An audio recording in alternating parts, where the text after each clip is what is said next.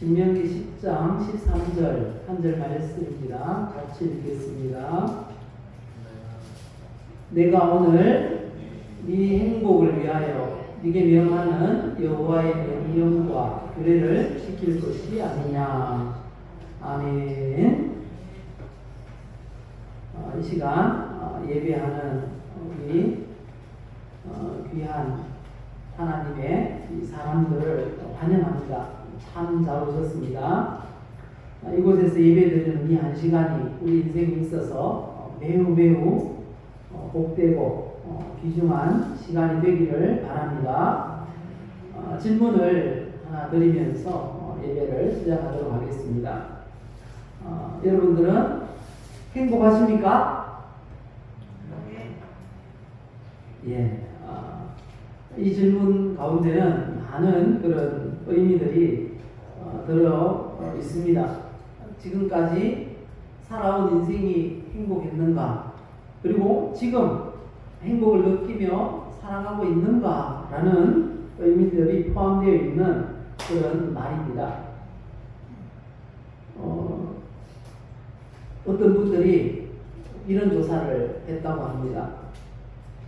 국가정책연구 포털이라는 곳에서 경제인문사회연구회 라는 분야에 종사하는 사람들이 조사를 했대요. 국가별 행복지수 2020년 조사한 내용인데요. 세계에서 가장 행복한 나라는 어느 나라일까요? 행복지수가 높은 나라. 글자가 작아서 잘 안 보이실 텐데요. 1위는 핀란드, 2위는 덴마크, 3위는 스위스, 4위는 아이슬란드, 5위는 노르웨이, 6위는 네덜란드라고 합니다. 세계 최강대국인 미국은 그럼 몇 위일까요? 미국은 18위라고 합니다. 그러면 그 나라들 말고 우리나라는 행복지수가 몇 위일까요? 100등.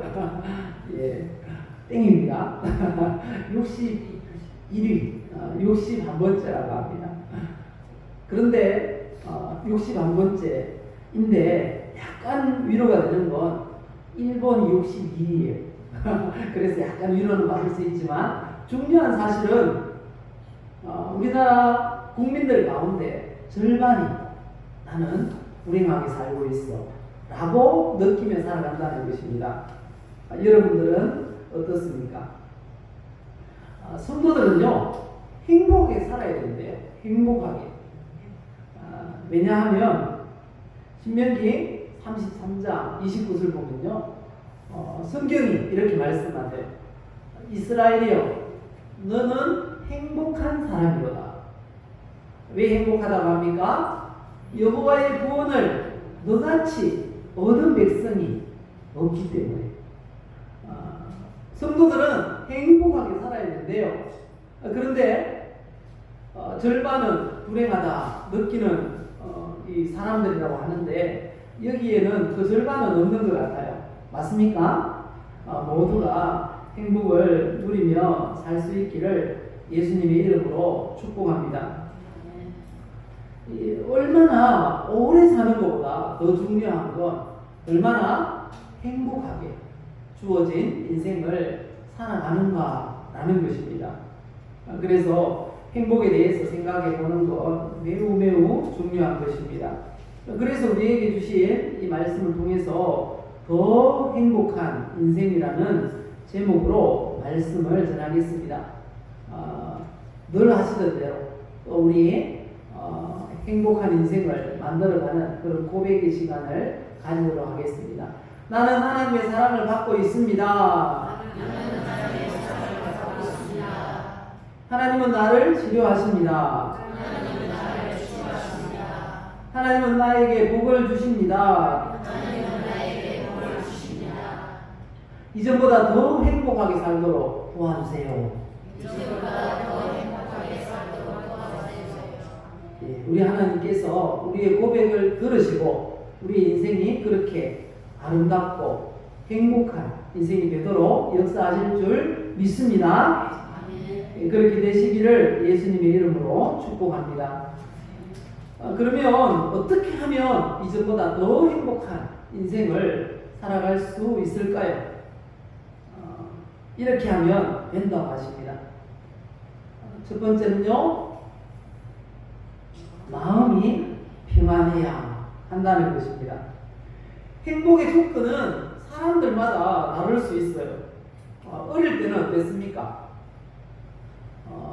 저 어릴 때는 그랬어요. 비료포대 가지고 아이스크림을 바꿔 먹었어요. 동네에 들어와요. 아이스크림 장사가 들어와요. 들어와서 이 아이스박스에다가 넣고 이 아이스 깨끼를 팔아요. 하는데 비료포대를 가지고 가면, 그리고 병을 가지고 가면 아이스 깨끼를 바꿔줬어요. 그런데 그거 한 개 먹으면 너무 행복했어요. 그리고 또 원하는 장난감, 그리고 명절 때 한 번씩 이 새 옷을 사주시죠. 그러면 그런 옷을 입으면 너무 행복했던 그런 기억이 있어요. 그런데 요즘은 어떻습니까? 새 옷 넘쳐나잖아요. 인터넷 안에 들어가면 쇼핑몰 굉장히 저렴한데 싸게 구입할 수 있는 옷이 넘쳐나요. 그런데 옷도 그렇게 사고 싶어도 못 사요. 안 떨어져. 얼마나 잘 만들었는지 안 떨어져요. 그래서 억지로 핑계 대면서 사고 그렇게 하는데 그래도 행복을 느끼지 못하는 것 같아요. 과거에 비하면. 왜 그럴까요? 나이가 들어가면서 행복의 조건이 너무 많아지기 때문에 그런 게 아닐까라는 생각을 해봅니다. 김민주 작가라는 분이 이런 책을 썼어요. 시장의 흐름이 보이는 경제법칙 101가지라는 책을 썼는데요. 거기 보면 행복의 조건을 5가지로 제시하고 있어요. 첫 번째는 경제적 안정. 돈이 넉넉해야 된답니다. 지갑이 두둑해야지 행복할 수 있대요. 그리고 두 번째는 가족, 연인, 친구를 통해 얻는 동지애 같은 인간적 끈끈함. 그러니까 좋은 인간관계. 가족들 안에도 행복하고 친구들과도 평안하고 그래야지 행복할 수 있다는 거예요. 세 번째는 개인의 건강. 네 번째는 자신이 하고 싶어 하는 일을 하는 것. 그러니까 자아실현이라고 할 수 있겠죠. 그리고 마지막 5번째는 긍정적 사고방식. 그런데 이 많은 걸 다 갖추어야만 행복한 인생을 살 수 있다고 하면 어쩌면 저 같으면 이 평생 불행하게 살아야 될지도 모르겠어요. 이런 걸 다 갖춰야 행복하다면. 여러분들 어떻습니까? 다 갖추고 계시죠? 그런지 아닌지 잘 모르겠네요. 그런데 이런 많은 조건들을 다 갖춰야 행복하다면 진짜 행복한 사람이 얼마나 있겠습니까? 이처럼 완벽을 추구하는 그런 시대를 살아가는 우리들에게 조금 위로가 되는 그런 철학자의 행복의 조건이 있어요. 누군가 하면요, 플라톤이라는 철학자입니다. 이 플라톤은 행복의 조건을 이렇게 말하고 있어요. 먹고 입고 살기에 조금 부족한 듯한 재산, 하여튼 조금 모자라는 재산 있어도 행복하다는 거예요. 그리고 모든 사람이 칭찬하기에 약간 부족한 외모, 그러니까 좀 못생겨도 행복할 수 있다는 거죠. 그리고 자신이 생각하는 것보다 절반 정도밖에 인정받지 못하는 명예, 그리고 겨루어서 한 사람에게는 이기고 두 사람에게는 질 정도의 체력, 별로 건강하지도 못해요. 그리고 연설을 듣고서 청중의 절반 정도만 박수를 보낼 만한 말솜씨, 요 정도 갖추면 행복할 수 있다라고 플라톤은 이야기를 하고 있습니다.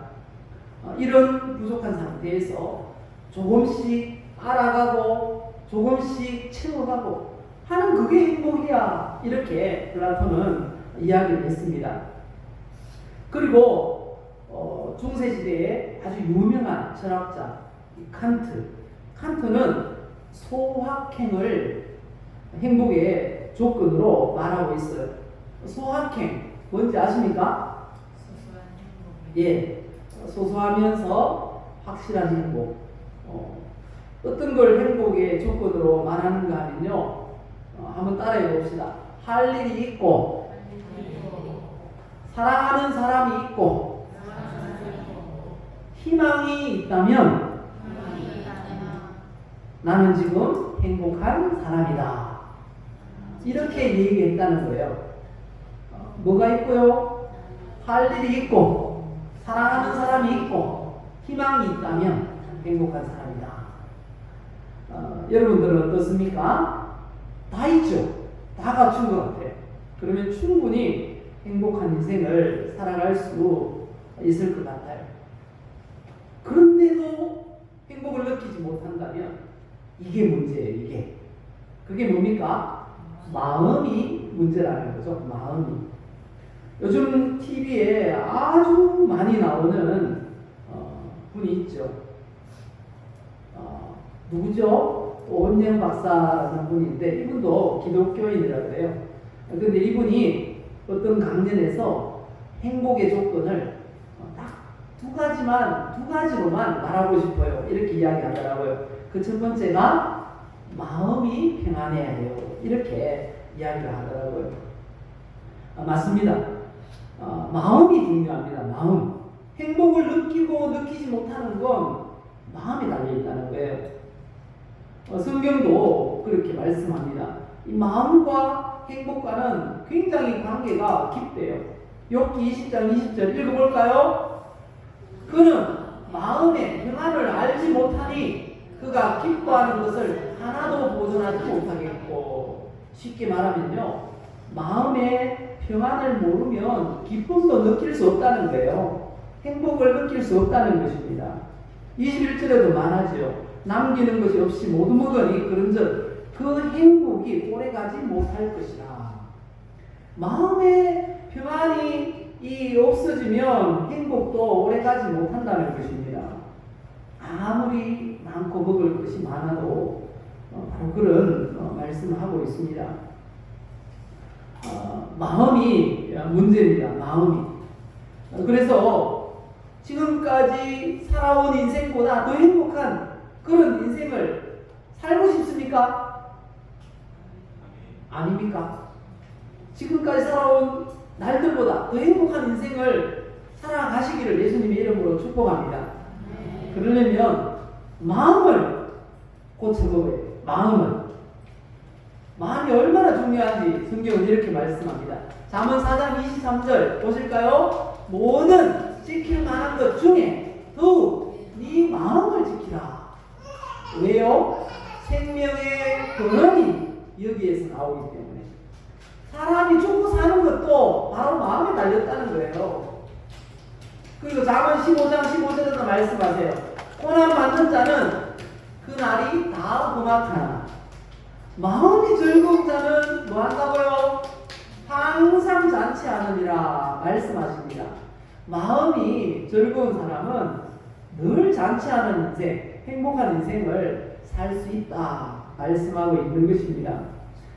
그런데 마음이 평안하기 위해서는 그럼 어떻게 하면 될까요? 마음이 지금 평안하십니까? 마음이 불편하면요 행복을 느낄 수가 없어요. 마음이 평안해야 되는데 마음이 평안하기 위해서는 성경에서는 이렇게 하라고 하세요. 어떻게 해요? 자족하기를 배우라고 말씀하십니다. 자족이 뭘까요? 자족은 이런 뜻입니다. 한번 따라합시다. 자기 스스로 충분히 만족한다. 내 스스로 충분히 만족하는 게 자족이에요. 그런데 자족하지 못하도록 하는 장애물들이 있어요. 누굴까요? 바로 엄친아, 엄친딸이에요. 엄친아, 엄친딸 들어보셨나요? 엄친아, 엄친딸. 그리고 내 친구의 남편, 내 친구의 아내 들어보셨죠? 예, 엄친아, 엄마 친구 아들. 이 아들한테 이 아주 자극받도록 교훈의 말씀을 하고 싶을 때 엄마들이 어떻게 합니까? 엄마 친구 아들은 말이야 늘 1등해. 엄마 친구 아들이 말이야 저 해외 여행도 보내줬어. 엄마 친구 아들이 얼마나 효도하는지 몰라. 근데 너는 뭐냐? 뭐 이렇게 하는 거예요. 그리고 또 남편에게 열심히 돈을 잘 벌어오도록 하기 위해서 이 아내들이 이렇게 말한다는 거예요. 여기 말고 교회 밖에 있는 그 아내들이 이렇게 한다는 거예요. 내 친구의 남편은 말이야 월 3천만 원 번대. 이렇게 자극을 준다는 거예요. 도전받으라고. 이렇게 아내가 또 엄마가 자녀들에게 그렇게 말하면 막 도전받는 마음이 생기고 막 생활 활력이 생겨가지고 열심히 살겠죠. 그럴까요? 비교의식 맞습니다. 비교의식이 생기는 순간 내 친구 남편 얘기를 듣는 순간 남편은 TV를 켠다는 거예요. 그 TV 프로그램이 나는 자연인이다 이런 거 예, 본다면. 근데 그런 자연인이 요즘만 있었던 게 아니에요. 구약시대도 보니까 있었더라고요. 그 자연인이 오래됐어요. 구약시대에 잠언 21장 보니까요. 다투는 여인과 함께 큰 집에서 사는 것보다 움막에서 혼자 사는 것이 낫다. 그래서 산에 올라가서 혼자 살고 뭐 그렇게 한다는 거 아니겠습니까? 어쨌든 행복한 인생을 살기 위해서는요. 자족하는 마음을 배워야 한다는 것입니다. 스스로 충분히 만족해야 돼요.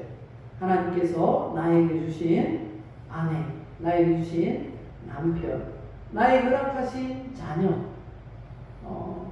하나님께서 주셨는데 만족해야죠. 맞습니까? 네. 마음이 변하면 행복한 그런 삶을 살 수 있습니다. 지금까지는 엄친아, 엄친딸, 뭐 친구의 남편 이렇게 늘 떠올리며 비교했던 마음을 버리시기 바랍니다. 그냥 나에게 주어진 것 감사하며 거기에서 만족을 누리기 위해서 우리의 마음이 그렇게 향하면 행복한 것입니다. 행복한, 이전보다 더 행복한 우리 성도님들 되시기를 예수님의 이름으로 축복합니다.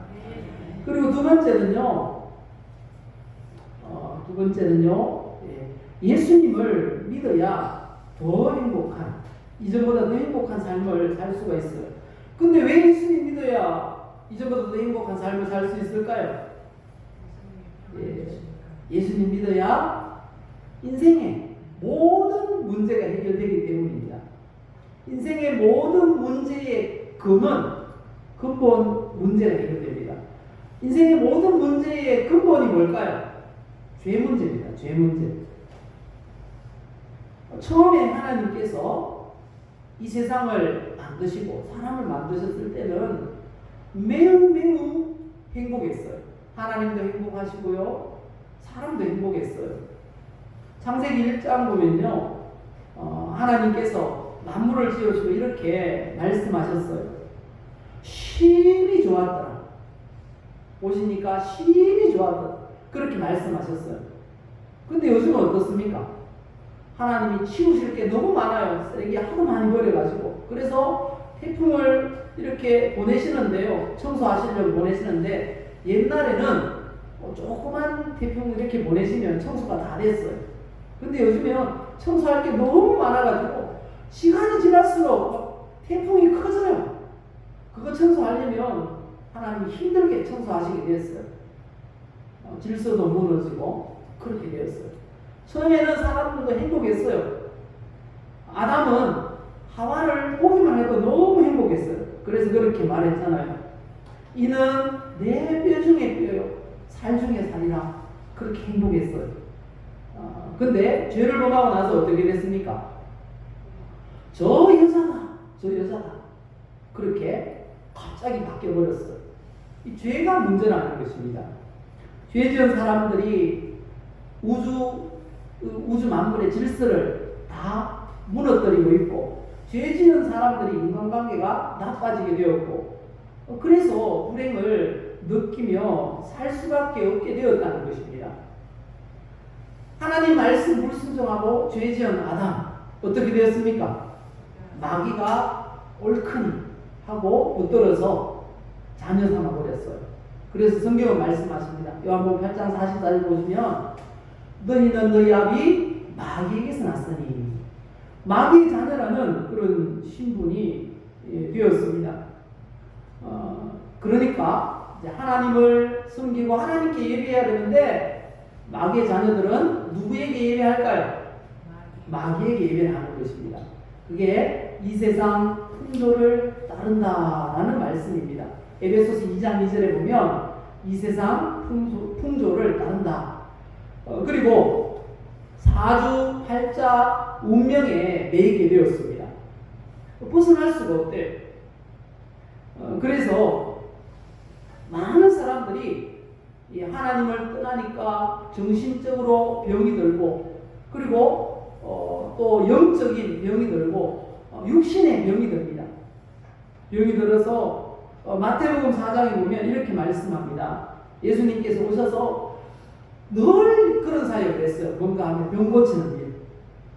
얼마나 병든 사람이 많은지요. 모든 앓는 자, 각종 병에 걸려서 고통하는 자, 귀신 들린 자, 간질하는 자, 중풍병자들을 데려오니 그들을 고치셨다. 이렇게 말씀하세요. 얼마나 병든 사람이 많은지 몰라요. 혹시 여기 계신 분들 중에 나는 몸 아픈 곳 1도 없어, 그런 분 계십니까? 다들 씩 웃으시는데요. 그 의미를 알 것 같습니다. 저도 연세가 많지도 않은데 아침에 일어날 때 힘들어요. 그렇게 힘들어요. 근데 연세가 90 되신 이런 박봉범 집사님이나 이런 분들은 얼마나 힘드실까. 그런데 건강관리를 참 잘하셨다라는 생각을 하게 됩니다. 안 아픈 곳이 없죠. 날씨가 흐리고 하면 더 그럴 텐데요. 어쨌든지 그렇게 사람이 병들고 정신이 병들고 그렇게 된 이유가 뭐 때문이라고요? 죄 때문이라는 것입니다. 죄 때문에. 그렇게 살다가, 불행하게 살다가, 고통 중에 살다가 죽어요. 죽으면 또 하나님 만나지 못하면 어떻게 될까요? 지옥 가는 거죠. 지옥 가요. 그리고 또 자기만 지옥 가면 되는데 자녀들에게는 또 이상한 풍속을 물려주네요.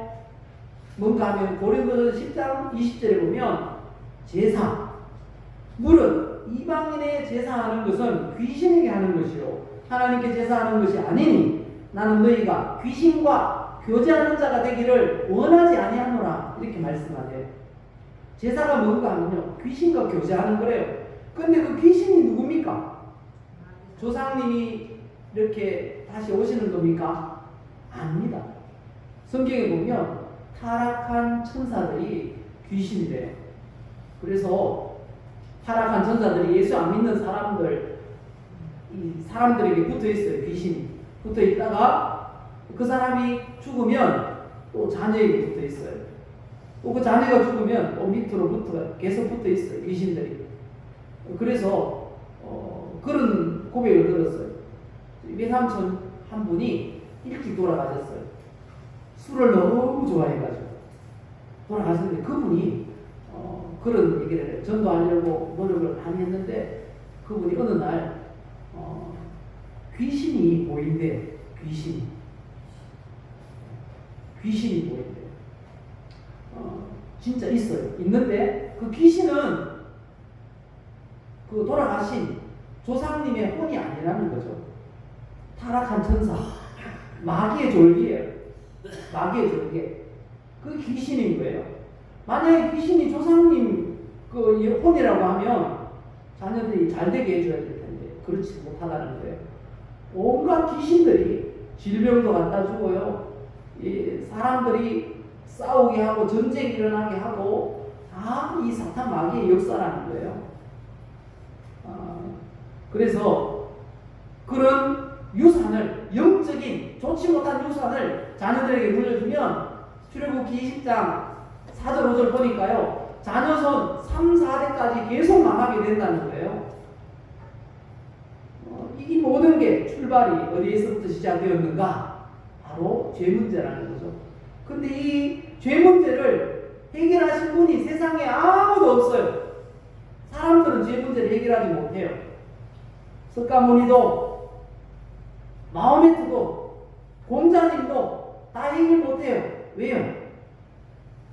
자기도 죄 때문에 죽었거든요. 근데 예수님이 해결하셨어요. 믿으십니까? 예수님은 살아계신 하나님의 아들이시고 구세주 그리스도이십니다.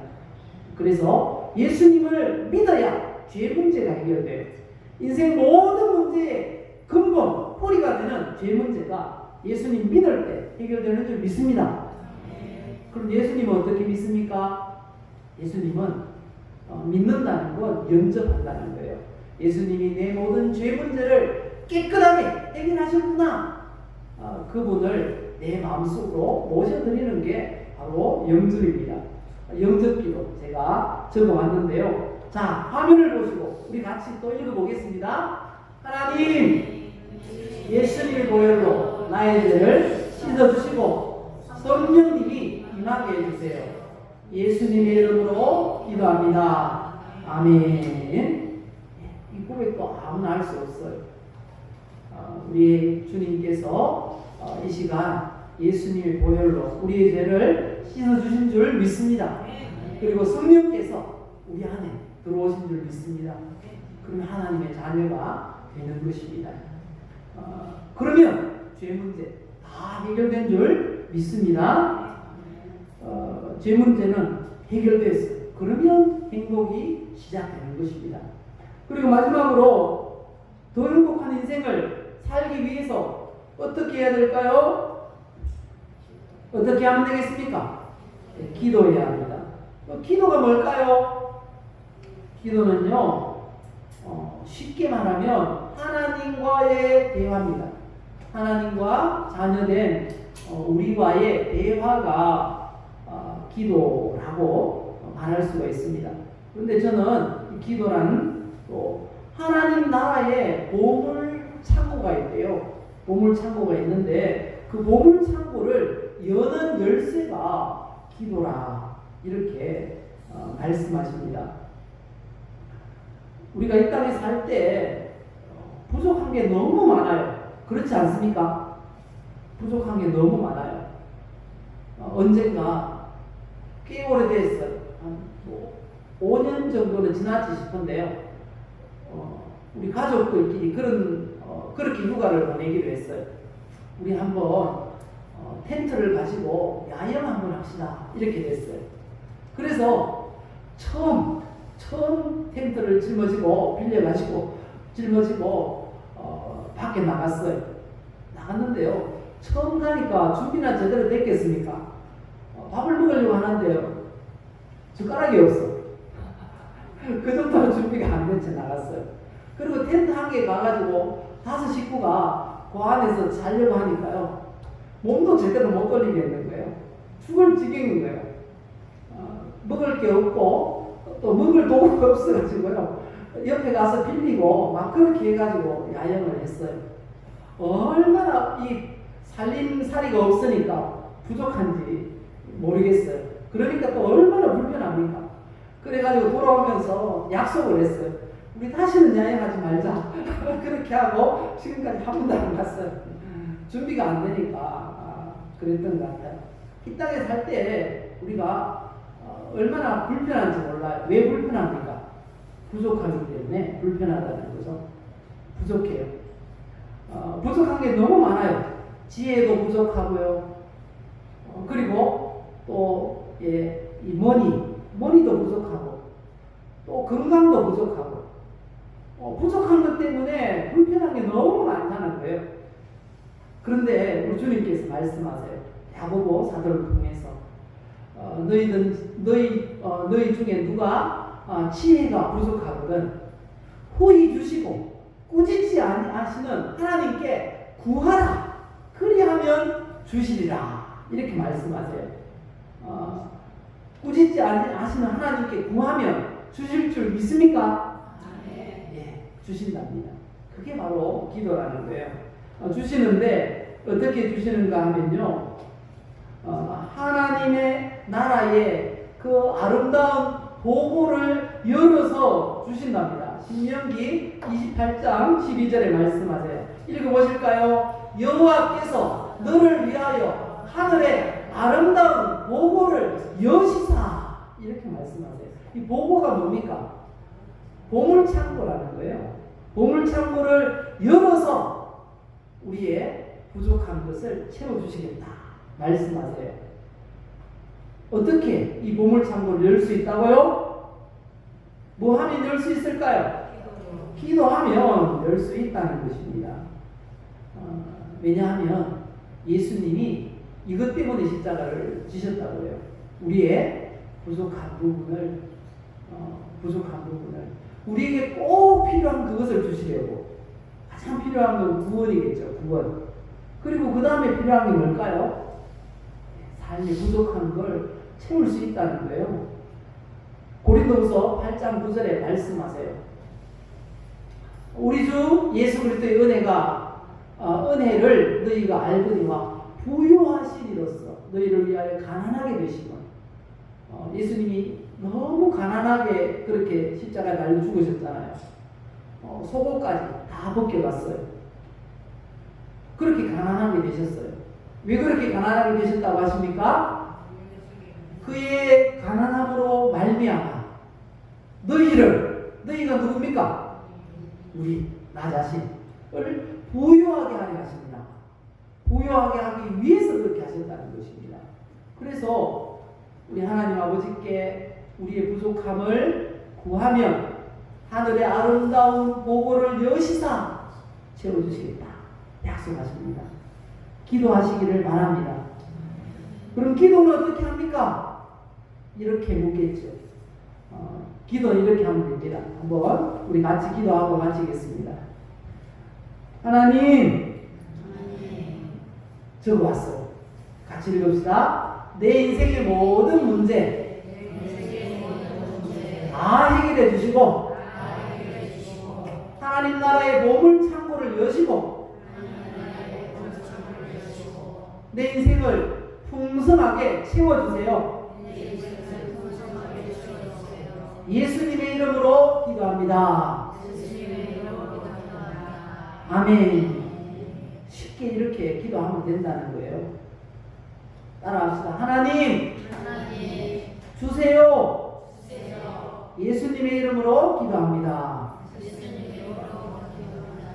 기도해서 하나님의 나라의 아름다운 보고를 여시고 풍성하게 채워주시는 그런 은혜를, 그런 역사를 경험해서 이전보다 더 행복한 삶을 살아가는 우리 모두가 되시기를 예수님의 이름으로 축복합니다.